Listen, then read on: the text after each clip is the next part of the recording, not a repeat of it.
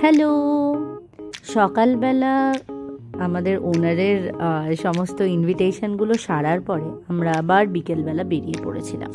বিকেলবেলা বলতে দেবায়ন অফিস থেকে আসার পরে আমাদের ওই লিঙ্গরাজ টেম্পলে যাওয়ার কথা ছিল। আসলে এখানে আসার পর থেকে অনেক দিন ধরে ভাবছিলাম যাব, বাট দেখতেই পাচ্ছ বিজি স্কেডিউল, তো যাওয়া হয়ে ওঠেনি। আজও লেট হয়ে গেছিলো। তো যাই হোক, আমরা অটোতে করে আপাতত যাচ্ছি আমাদের কাছেই শহীদনগরে শুনেছি একটা খাওগালি আছে, আর তার সাথে হচ্ছিল এখানকার একটা স্পেশাল ওকেশন, উৎকলের জন্য মেলা বসেছিল, হ্যান্ডলুম ফেয়ার। যদিও আমার এখন কিছু কেনার নেই, আমার যা কিছু পয়লা বৈশাখের কেনাকাটা সেটা করব আমি গড়িয়াহাট থেকে, বাট তাও ইচ্ছা হলো একটুখানি ঘুরেই আসা যাক এখানে যখন আছি। তো চলে গেছিলাম, আর এত গরমের জন্য আমার খুব তেষ্টা পাচ্ছিল, তার জন্য দেবায়ন নিয়ে নিয়েছিল নিম্বু পানি, আর আমি চলন্ত অটোতেই বসে বসে সেটা খাওয়ার প্ল্যান করছিলাম। তো যাই হোক, ফাইনালি আমি জামা কাপড়ে না ফেলে খুলে খেয়ে উঠতে পেরেছি।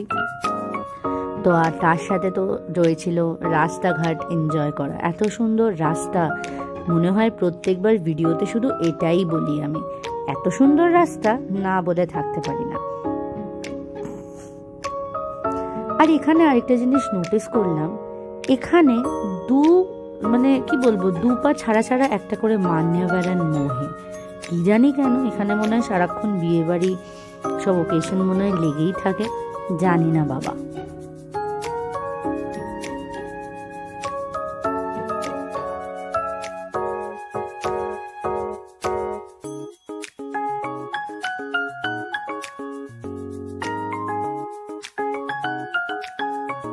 তো আমরা প্রায় পৌঁছে গেছিলাম খাওগালিতে গিয়ে আপাতত খাওয়ার ইচ্ছা তো কিছু নেই, প্রচণ্ড গরমে আরও তেষ্টা পেয়ে গেছিল। সেই জন্য প্রথমেই আমরা একটা মকটেল কাউন্টারে দাঁড়িয়ে পড়েছিলাম। মকটেল কাউন্টারেও এসে আমার অন্য কিচ্ছু খেতে ইচ্ছা করছিল না, খেতে ইচ্ছা করছিল শুধুমাত্র ফ্রেশ লাইম। সো সেই মতোই একদম সুন্দর ঠান্ডা ঠান্ডা জল জিরা দিয়ে ফ্রেশ লাইম নিয়ে নিলাম ফর রিফ্রেশমেন্ট। তো খেয়ে দিয়ে আর কিছু খেতে ইচ্ছা করছিল না, যেমন বললাম। আর এখানে নাজারা তো ছিল অন্য রকমই। তো নাজারা না হয় একটু দেখেই নাও যে এখানে চারপাশে কি ছিল না ছিল। দেখতে পাচ্ছ কাবাবের পর কাবাব। সত্যি কথা বলতে আমার এগুলো দেখে এক প্রকার কেমন যেন লাগছিল, ঠিক ভালো লাগছিল না, ঠিক খেতে ইচ্ছা করছিল না। কবেকার বাসি, আর কবের থেকে সেই বাইরে খেয়েই চলেছি। বাট আমার চোখ কিন্তু সেই ভেজ সোয়া চাপেই পড়লো। ভেজ সোয়া চাপটাই শুধুমাত্র খাওয়ার ইচ্ছা করছিল, কিন্তু খাইনি, মনটা তেষ্টা মেটালাম সেই ফ্রেশ লাইনে। তবুও বারবারই যেন মনে হচ্ছিল সোয়া চাপটা টানছে। কি করে ভুলবো সেই পুপুন সোয়া চাট।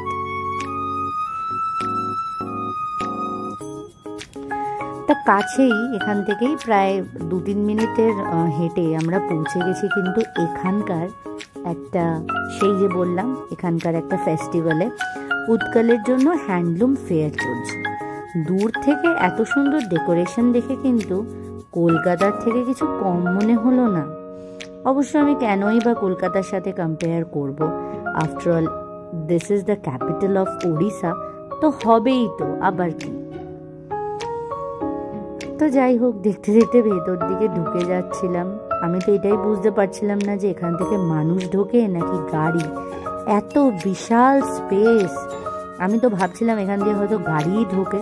তারপরে দেবায়ন বলল যে না, এখান থেকে মানুষই ঢোকে।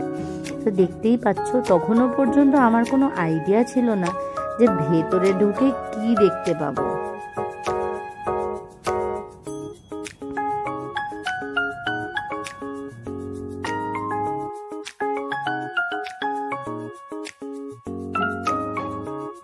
ভেতরে ঢুকে আমার চক্ষু তো পুরো ছানা বড়া, কি বিভৎস বড়, বাপ রে বাপ। আর এখানে সমস্ত স্টেট থেকেই, মানে সমস্ত স্টেটেরই কিন্তু এখানে স্টল ছিল, বাট ওয়েস্ট বেঙ্গলের স্টল কোথাও খুঁজে পাইনি। ঢুকেই প্রথমে পেলাম কাশ্মীরের স্টল।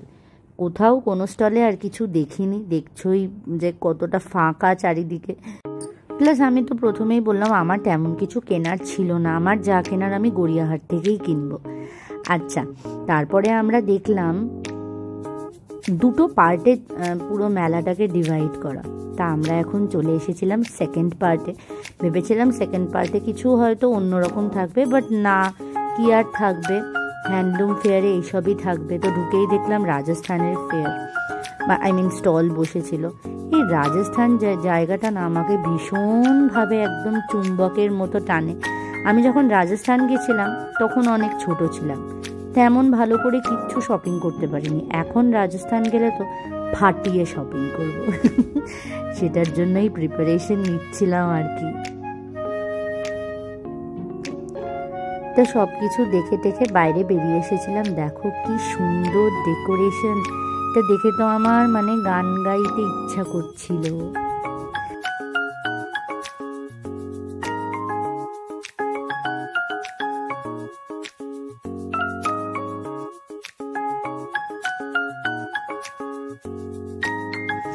তো এই সমস্ত গান গাইতে গাইতে আমরা আবার চলে এলাম খাওয়ালিতে।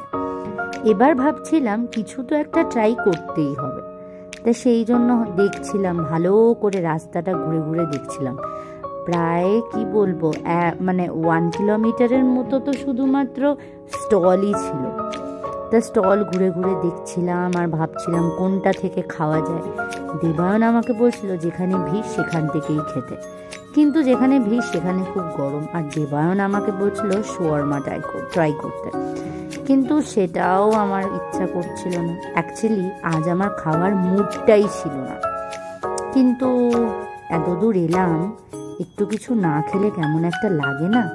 সেই জন্য আমরা খুঁজে খাজে তন্দুর বলে এই যে সামনে স্টলটা রয়েছে, এই স্টলটাতেই কিন্তু চলে গেলাম। দেখতেই পাচ্ছ তন্দুরি নাইট, তার ওপর আবার ভরে ভরে ভুরি ভুরি সমস্ত ধরনের কাবাব রাখা। এবার আমি ভাবলাম যে কোন কাবাবটা নেব। আমি তো টোটালি কনফিউজ হয়ে গেছিলাম ওখানে গিয়ে। আর দেখে সত্যি কথা বলতে একদম ভালো লাগছিল না খেতে, তবু অর্ডার করে দিলাম আর কি, চিকেন তন্দুরি। তা দেখতে দেখতে এসেও গেল। আসার পরেও দেখছিলাম খাবো কি খাবো না, যাই হোক। তারপর তো হাসতে হাসতেই আমার দিন শেষ। হাসতে হাসতেই অ্যাকচুয়ালি আমার পেট ভরে যায়। তো যাই হোক, খেলাম। একদম শক্ত শক্ত, যেমন ভেবেছিলাম সেরকমই, ভীষণভাবে শক্ত, হার্ড, একদম সফটনেস নেই, কোনো জুসিনেস নেই, কিচ্ছু না।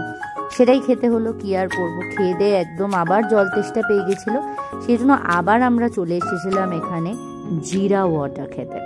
ইয়েস, এটা আরেকটা রিফ্রেশিং একটা মকটেল বলে মনে হলো। তা সেটা নিয়ে নিলাম, একদম পুদিনা জিরাতে ভর্তি। ও হ্যাঁ, আর মাঝে আমি সোয়া চাপও নিয়ে নিয়েছিলাম, যেটা আমি দেখাতে অ্যাকচুয়ালি ভুলে গেছিলাম।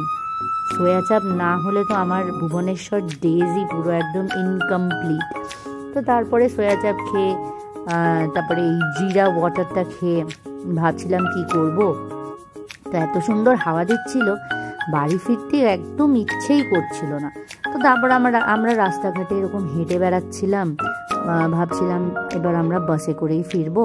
তো হাঁটতে হাঁটতে আমরা মেন রোডে চলে এসেছিলাম। মেন রোডে এসে আমরা দেখলাম দূরে একটা সুন্দর দেখতে একটা মন্দির দেখা যাচ্ছিল। ভাবলাম যেটা কিসের মন্দির, একটু যাওয়া যাক। তো সেই জন্য তারপর আমরা যেতে লাগলাম মন্দিরের দিকটায়। এই যে মন্দিরটার সামনে চলে এসেছিলাম। যদিও মন্দিরটা বন্ধ ছিল, তাও দেখার চেষ্টা করছিলাম যে অ্যাকচুয়ালি কিসের মন্দির। বাট কাছে গিয়ে দেখলাম এখানে জগন্নাথ দেব ছিল, শিবলিঙ্গ ছিল, আর তারপর আমরা মেন যে ঠাকুরের মন্দির সেই ঠাকুরের দর্শন পেলাম। এটা ছিল একটা কালী মন্দির। আমরা যদি আগে জানতাম অনেকটা তাড়াতাড়ি আসতাম। অ্যাকচুয়ালি এই সময় না বন্ধ হয়ে গেছিল, কারণ অনেকটা রাত হয়ে গেছিল, তো তাই প্রায় তখন 8:30টার মতো বেজে গেছিল। আর তারপরে আমরা বাস আসার অপেক্ষা করছিলাম, হাঁটাহাঁটি করছিলাম, ঘুরে বেড়াচ্ছিলাম। তারপর সামনে একটা বেঞ্চ দেখতে পেলাম, সেই বেঞ্চের মধ্যে গিয়ে বসলাম। বসে বেশ কিছুক্ষণ একটু গল্পগুজব করে তারপরে আর কি করব বুঝতে পারছিলাম না। তারপর এমনি বসেছিলাম, ভুলভাল করছিলাম। যেমনটা বলেছিলাম, এখানের বাস তো আবার বাস স্ট্যান্ড ছাড়া দাঁড়ায় না। এই বাস স্ট্যান্ডে না দাঁড়িয়ে একটু দূরে গিয়ে ঘুরে বেড়ানো, বসার ফলও হাতে নাতেই পেয়ে গেছিলাম। একটা বাস দেখছিলাম আসছিল, কিন্তু দূরে থাকার জন্য দৌড়ে দৌড়ে গিয়েও আর বাসটা পেলাম না। তারপর আমরা ঠিক করলাম যে বাস স্ট্যান্ডেই দাঁড়াবো, আর তারপর ফরচুনেটলি বাসে উঠে পড়েছিলাম, বাড়ি চলে গেলাম। ভিডিওটা ভালো লেগে থাকলে একটা সাবস্ক্রাইব করে দিও, লাইক করে দিও। বাই।